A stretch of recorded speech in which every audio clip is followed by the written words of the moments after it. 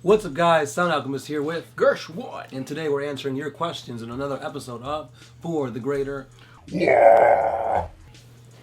This is a video series where you ask us a question and we answer it for you weekly.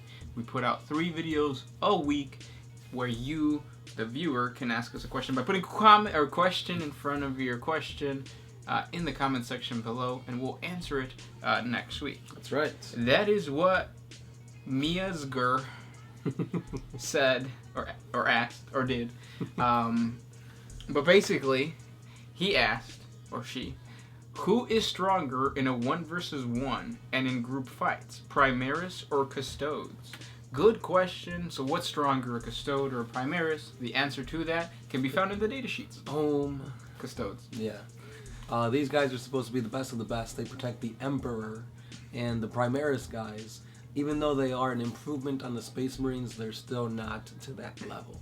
Right. So like I pulled up the point value for the Custodian Guard, and you have weapon skill 2+, BS 3+, strength 5, toughness 5, weapon or wounds 3, attacks 3, compared to the Primaris, which is like 1 less. Right. So that goes to show you whether it's 1 versus 1 or a group fight, the Custodes will take on anything. Yeah, they're gonna definitely bring epicness to the battlefield, especially now that they can leave the protection of the Emperor, all thanks to Gilliman. Next question. This one's by Skill Ganon the Damned. Girlyman whipped a dozen armed and armored Astartes while dressed only in robes. Do you still believe that Typhus, Abaddon, and friends really stand a chance? No? Did we say they did? I think you said yes. I said no. Oh. You said because it was like, Typhus, Abaddon, Karn, and Lucius. Oh, or maybe okay. You said no. I said yes. I don't remember. But anyway, Gilliman is a beast. The only guys that can stand up to Primarchs are Primarchs. It's going back to the same question. Primaris would essentially be Karn and all of them, and Gilliman would be like a Custode. So different leagues. Next question comes from Sean K. This is a long one, and he gave us a warning. The lore for my Space Marine chapter. The Emperor's fervents. Okay, so it revolves around Psychers being banned because the librarians became heretics. The chapter was saved only because the chaplain called on the Ordo Hereticus to cleanse them along with the archives. In the process, the chapter got affiliated to said Ordo, so the Ordo Hereticus. And all the information from the archives got classified. Thus, even the identity of their Primarch is classified. The result is that each battle brother would choose a path to follow, taking inspiration from any loyalist Primarch, which gives me plenty of conversion opportunities. My problem is that I haven't actually decided who their Primarch really is, or could be a traitor Primarch. Do you think I should decide or leave it as classified, and if that's okay? If you think I should decide, which one do you think would be best to fit them from their description? Based on the description, if I had to choose, I'd say the Alpha Legion, so Alfarius and Omegon, because basically they're good at blending in with their surroundings, having spies and whatnot, and that would kind of dribble down to having basically different chapter tactics or different paths for your Astartes. Yeah, that'd be a good way of putting it. I would say Magnus the Red, make them like the Blood Ravens, but more well, they don't have any Psychers anymore, right? Oh, they've got a few. They have Rama and whatnot. No, but I'm saying so in his lore, yeah. He says that the Psychers are completely wiped out, but I feel like the Psychers would have been really powerful, which is why they became heretics. So maybe it's like the cross that they have to carry, that their Primarch was actually a Psyker himself. But I would say just keep it questionable. That way, the more you learn about lore, you can change it later on. Right. Dragon Punch 903. Will we see a surge in new players with this simpler new edition of 40K? I hope so. Yeah, I bet. Now it's a lot easier to explain how to play the game, I feel. It's quicker. The most complicated thing is the charge and the placement of your minis during the charge. But other than that, like, I think it got simplified tremendously. Yeah, I know back in the day when like I had like my younger friends come over and whatnot, they'd be like, "Oh, cool, what's that?" And I'd be like, "Oh, it's too complicated to learn, just watch us play or whatever." And now it's like a lot simpler, so you can get them in to play easier. And the box sets, the starter sets really help out. The one thing I would say is because we're in the U.S., so they only have standalone GW stores outside of malls. I think they need to do what they did to get us into it and bring GW stores inside the malls, because that's where you have walking traffic, and they can see, oh, what's this? Whereas like if you put it in a shopping center, that doesn't really happen. Right. They're next to a pizza place or something, but it never really gets that much traffic or as much from the mall. Right. This question comes from dfool06. He has 4 questions, but you're supposed to put each individual question in a comment. So I'm going to say, I'll read one. If Warhammer 40K lore would be adopted into movies or TV series, what should the first movie or episode be about? So if it's a TV series or a movie. So let's do movie first. If it's the movie, definitely I want to see them do the, what's that thing called? Like the Great Crusades. Like the Emperor has finally got his children and he's marching off into war. Yeah, I would say that something smaller, where it's just like 1 versus 1, and it'll be the Imperium versus a Xenos race. So you could either do some type of battle between the Imperium, and I mean Imperial Guard, versus the Tau, or Imperial Guard versus the Tyranids. And then at the very end, they throw in like Space Marines to be like the saviors or something. And if it's a TV series, I think the first episode should be something along the lines of the Inquisition, like introducing the Inquisition and what they're about, and like exploring the world. Kind of like Men in Black. Yeah. You see like a little bit of like Xenos aliens here. You're investigating some demonic stuff. Yeah, seems pretty cool. Next question. Ben Francisco, will you guys get the Primaris Marines? And what do you think about the new Dreadnought? Yes. And it's gonna take a while for it to like, for me to like it. Yeah, I feel like it's the same thing as like the clunky. I thought it was gonna be like a contemporary Dreadnought or something like that. Like maybe they learned from the old school attack. But it's basically just a regular Dreadnought with like bigger hydraulics or something. Yeah. It's got spinners. Fidget spinners. Corey, he asks, no, actually we read this in the last video. You got another one? Yeah, this one's by DSan805. The Grey Knights are a unique order of Space Marines, but all Space Marine chapters have a starting point. For example, the Ultramarines gene seed came from Gilliman. So who were the Grey Knights based off of? Was it the Emperor, the bitch at 40K Cinnabon, the Warp Window, the Warp Parrot that you can hear every once in a while, the Sound Alchemist? Yeah, the Grey Knights came from me. No, it's rumored, and it's almost been confirmed, but not really. It's the Emperor of Mankind. That's where their gene seed came from. That's why nobody of the Grey Knight Order has been corrupted ever. Dfool06. When Prince Uriel died, Uraine's crown sword managed to revive him from the dead. She also revived Papa Smurf from his stasis. Can she do the same for the Emperor of Mankind? Uriel? Yariel? Right, Yariel. Prince Yariel? Yeah, but I don't see it happening because I feel like that's too easy of an answer. Yeah, and how's an Eldar going to get into the Golden Throne? Right. I mean, the best thing they did was go up to a Primarch, and that was already considered like, ooh, don't do this. Yeah.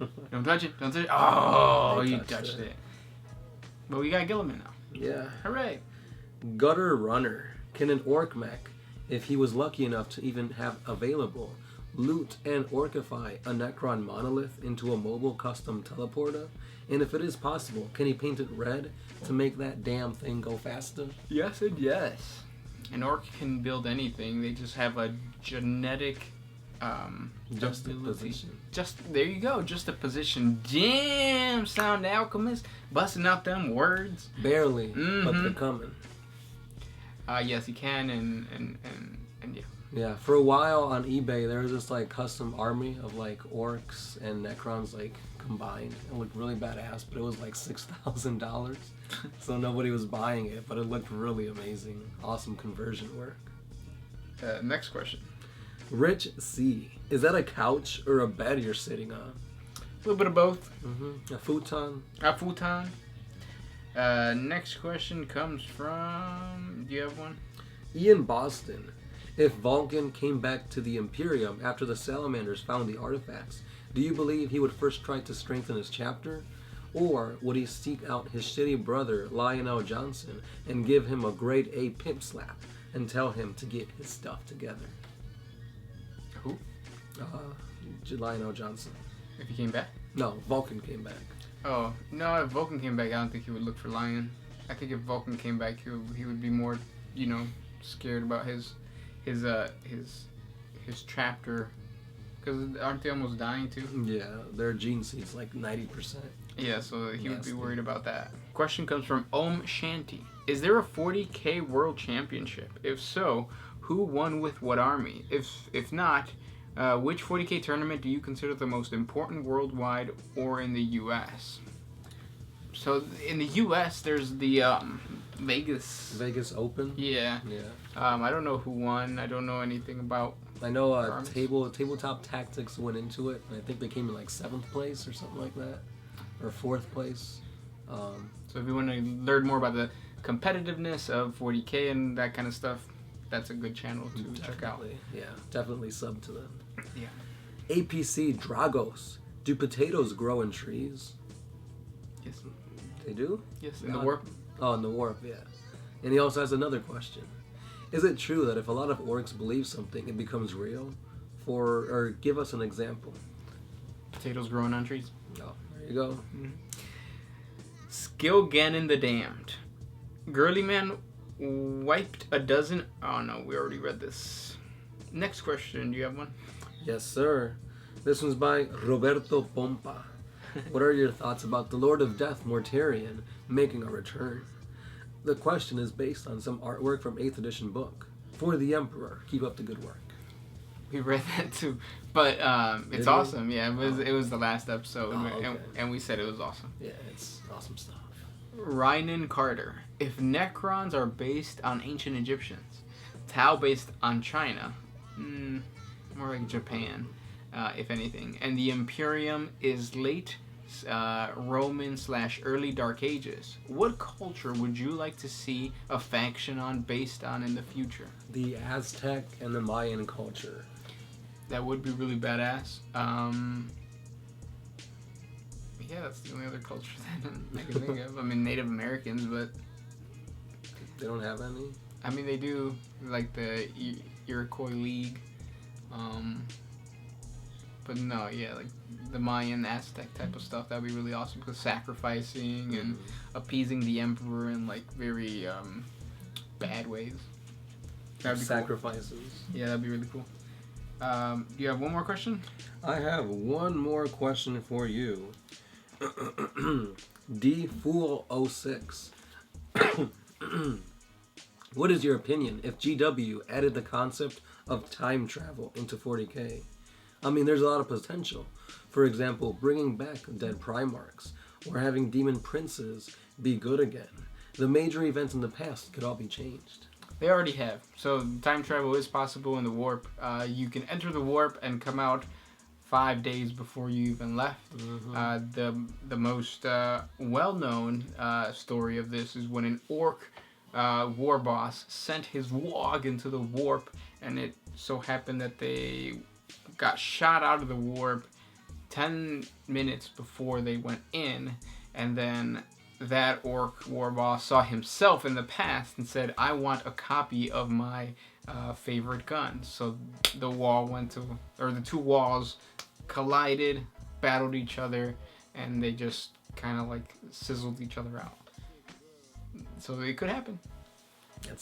How would I feel about it? I wouldn't mind. Like, if they brought a Primarch back, what I would mind is if they go back and change something, saying, oh, they time traveled to the past. Like, let's say Drago, right, went back, changed something, and now the Emperor is a certain kind of way. That kind of bugged me. So what if you go back to save a Primarch?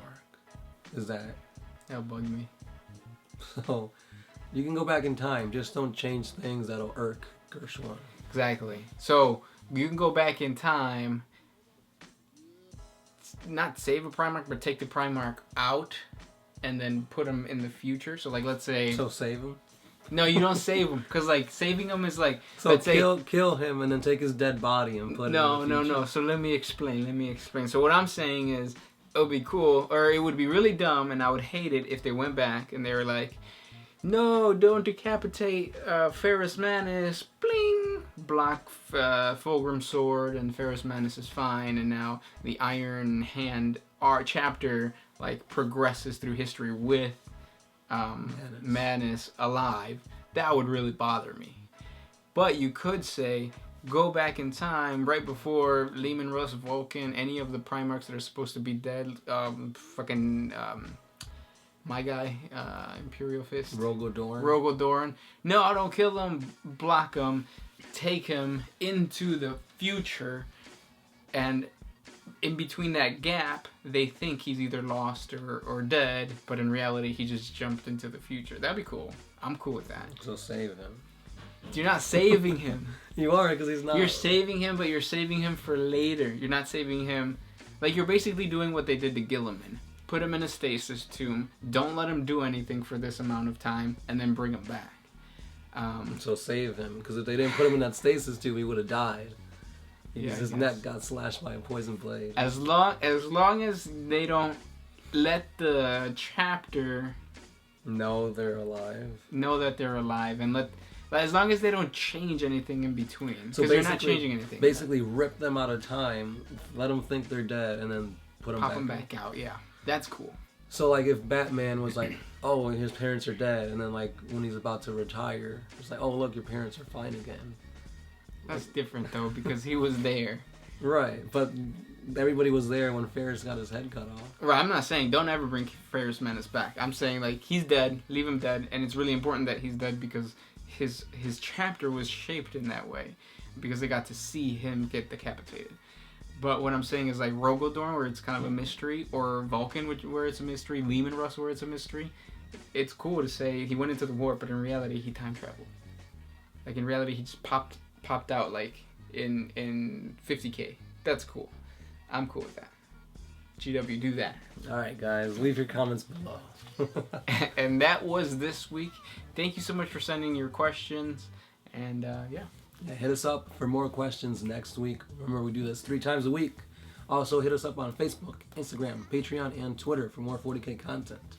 As always, he is Gershwin, Sound Alchemist. We are One Mind Syndicate, and we are out of here.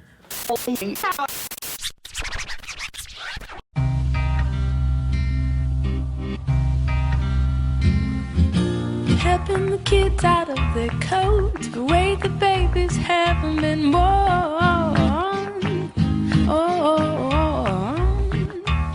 Unpacking the bags and setting up, and planted lilacs and buttercups.